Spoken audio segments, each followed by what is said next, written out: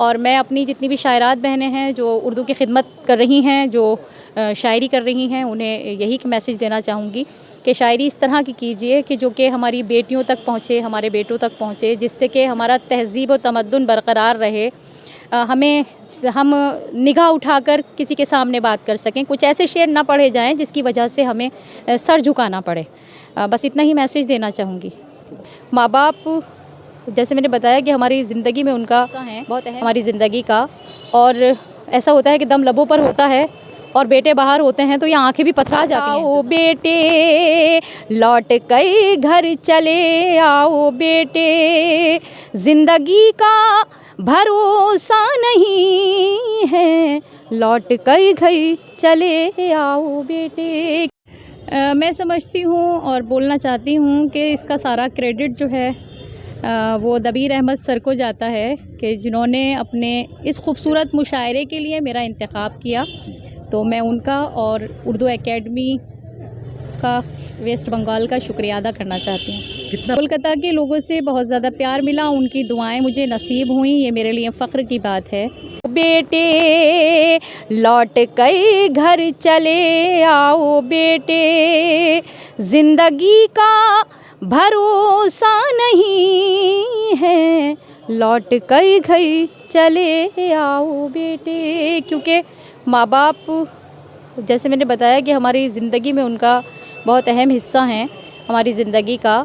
और ऐसा होता है कि दम लबों पर होता है और बेटे बाहर होते हैं तो ये आंखें भी पथरा जाती हैं इंतज़ार में। उसी के हवाले से मैंने ये शेर, मुझे बड़ी खुशी हुई कि उन्होंने इस बुक फेयर में मुझे भी बुलाया और उन्होंने जिस एज़ाज़ से आज मुझे नवाजा है कि आज एक इस मुशायरे की सदारत मैंने की। हालांकि मैं अपने आप को इस काबिल नहीं समझती थी, इस लायक नहीं समझती, मगर उन्होंने इस एज़ाज़ से नवाजा, उसके लिए मैं शुक्रगुज़ार हूँ। मेरे कैप्टन अच्छे हैं तो टीम तो ज़ाहिर है अच्छे होंगे। तो हमारा कैप्टन जो है, जो हमारे चेयरमैन नदीम साहब हैं, वो अच्छे हैं तो हमारे सारे टीम जो है बिल्कुल तो चुस्त मुस्त करके और जिस तरीक़े से बोले वो बिल्कुल एकदम तैयार रहते हैं। और हर चीज़ जो है हमसे सब कोई यहाँ पे जितने लोग हैं सब बहुत एक्सपीरियंस है और इतने तजुर्बा है कि वो उनको बोलना नहीं पड़ता, वो टीम में उतर जाते हैं मैदान में, वो काम पूरे मुकम्मल करके छोड़ते हैं। देखा जा रहा है इस दफ़ा उर्दू एकेडमी जो है नौजवानों को बहुत ज़्यादा प्रमोट कर रही है, इसको आप कैसे? चूँकि आपने कहा कि नौजवान को मौका दिया जा रहा है, देखिए ये पहली बार ऐसा नहीं हुआ है। जब भी उर्दू किताब मेले का इनेकाद किया जाता है हम नई नस्ल को ज़्यादा मौका देते हैं।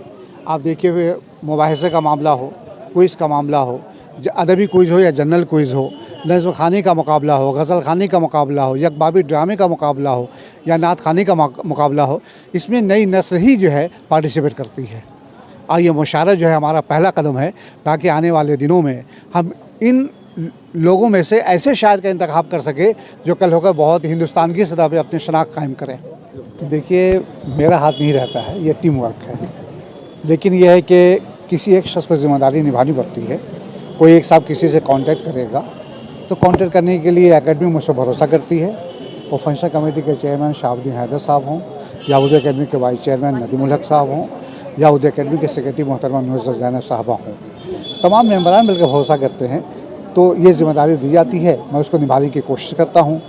और जहाँ तक के शायरात का मामला है या शोरा हज़ात का मामला है, सिलेक्शन का ताल्लुक है तो कोई एक फ़र्द जो है सिलेक्शन नहीं करता है, पूरी टीम करती है।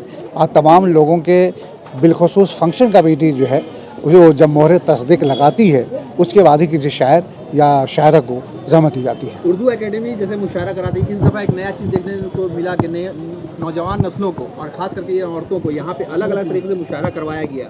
ये पहली दफ़ा शुरुआत हुआ है किसी नौजवान नस्लों को इस तरीके से मुशायरे में बुलाया गया, कैसे? तो ये देखिए मैंने आपको पहले ही कहा है कि उर्दू एकेडमी के वाइस चेयरमैन जनाब नदीमुल हक साहब जो हैं, आपने महसूस किया होगा कि नहायत संजीदगी के साथ किसी काम को अंजाम देना चाहते हैं।